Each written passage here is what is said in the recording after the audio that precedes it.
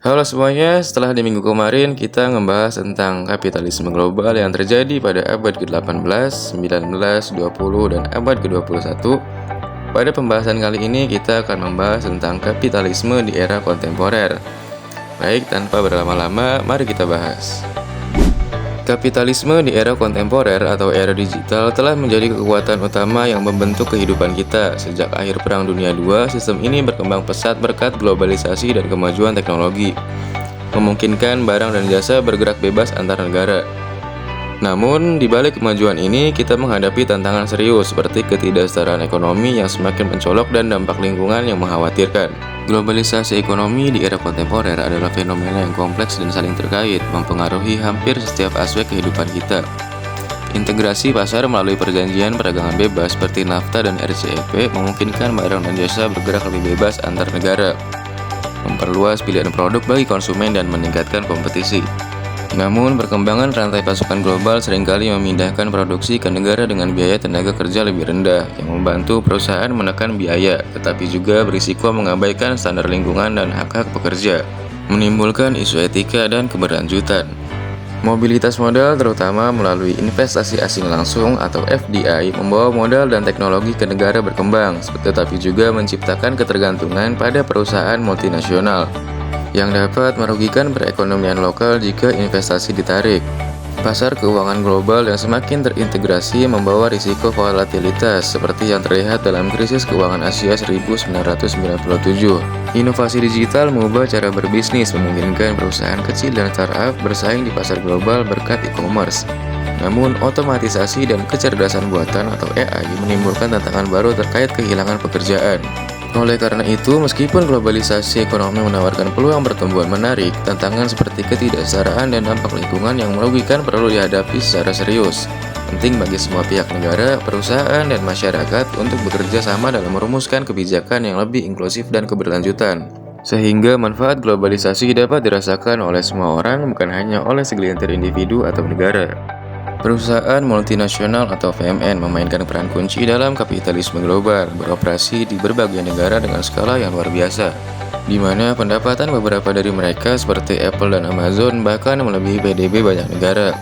Keberadaan VMN memungkinkan mereka menawarkan beragam produk yang disesuaikan dengan kebutuhan lokal, memberi konsumen lebih banyak pilihan, tetapi juga menimbulkan kekhawatiran akan dominasi pasar. Untuk tetap kompetitif, banyak dari mereka mengalihdayakan produksi ke negara dengan biaya tenaga kerja lebih rendah yang membantu menghemat biaya, namun seringkali mengorbankan pekerjaan dengan upah layak dan kondisi baik di negara asal. Meskipun PMN dapat menciptakan lapangan kerja dan membawa transfer teknologi serta keahlian ke negara berkembang, mereka juga menghadapi kritik karena sering mengabaikan standar sosial dan lingkungan demi efisiensi biaya, menimbulkan pertanyaan etis yang penting. Selain itu, PMN memiliki kekuatan untuk mempengaruhi kebijakan publik yang dapat berdampak positif dengan mendorong investasi dalam infrastruktur, tetapi juga berisiko menghasilkan kebijakan yang lebih menguntungkan perusahaan daripada masyarakat. Oleh karena itu, dalam konteks yang semakin sadar akan isu-isu sosial dan lingkungan, penting bagi PMN untuk beradaptasi dan bertindak secara etis, sehingga mereka dapat berkontribusi positif tidak hanya pada pertumbuhan ekonomi, tetapi juga pada kesejahteraan masyarakat dan keberlanjutan planet kita. Inovasi dan teknologi telah menjadi jantung dari kapitalisme global di era kontemporer, secara radikal mengubah cara perusahaan beroperasi dan berinteraksi dengan konsumen. Kemajuan teknologi informasi, khususnya internet dan smartphone, telah merevolusi pengalaman berbelanja dengan memberikan kenyamanan yang belum pernah terjadi sebelumnya. E-commerce memungkinkan konsumen untuk membeli produk dari seluruh dunia hanya dengan beberapa klik, mengubah cara orang mengakses barang dan layanan.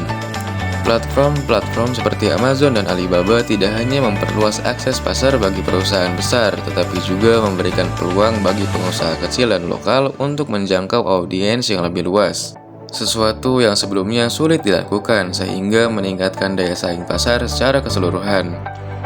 Sementara itu, otomatisasi dan penggunaan robot dalam industri semakin meningkat, yang tidak hanya meningkatkan efisiensi produksi dan mengurangi biaya, tapi juga memungkinkan perusahaan untuk memantau dan mengoptimalkan proses produksi secara real-time, menggunakan teknologi canggih seperti Internet of Things dan kecerdasan buatan. Hal ini meminimalkan kesalahan manusia dan mempercepat waktu produksi, namun pergeseran ini juga menimbulkan kekhawatiran besar terkait kehilangan pekerjaan manual. terutama di sektor-sektor yang mengandalkan tenaga kerja tradisional.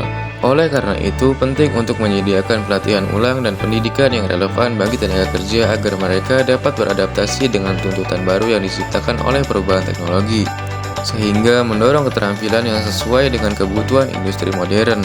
Inovasi dalam manajemen rantai pasokan juga menjadi kunci dalam kapitalisme global, di mana penggunaan teknologi seperti blockchain meningkatkan transparansi dan efisiensi.